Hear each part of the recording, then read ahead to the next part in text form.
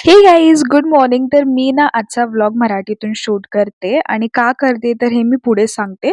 तर मी उठल्या-उठल्या ना अंघोळीला पाणी ठेवलं. त्यानंतर मला समजलं की माझ्या ब्रशला वापरून मला ऑलमोस्ट 3 महिने झाले. तर मी नीव काढला आणि काल मी कपडे धुवायला टाकले होते मशनीमध्ये. तर मी ते वाळू घालायलाच विसरले. तर मी ते सकाळी उठून केलं आणि त्यानंतर मी फेस वॉश करून घेतला आणि असंच टाईमपास करता-करता मला नेहमीच वेळ होतो.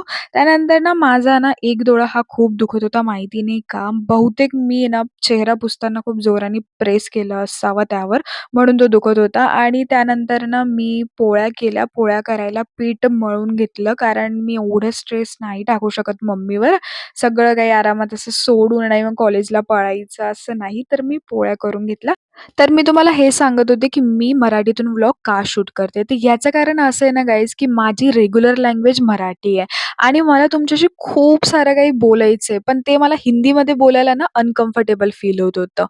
तर म्हणून मी विचार केलेला, की मी आजपासनं तुमच्यासोबत मराठीतूनच बोलत जाईल, जेणेकरून मला माझ्या मनातलंही तुमच्यासोबत बोलता येईल.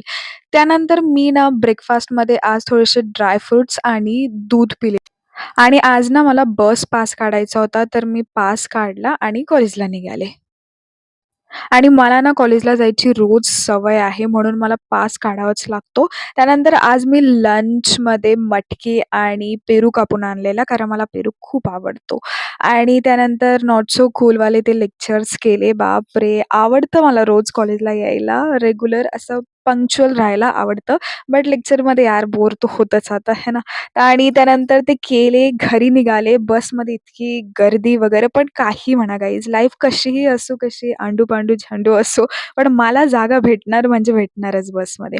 त्यानंतर आज ना मला लेन्सकार्टमध्ये जायचं होतं, कारण माझे जे ग्लासेस होते ना, त्यांना ते थोडेसे असे अनफिक्स झाले होते.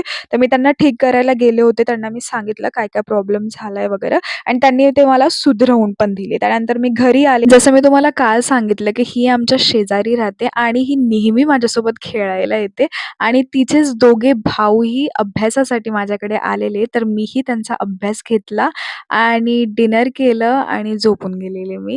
That's it for today. Thank you for watching. Bye bye.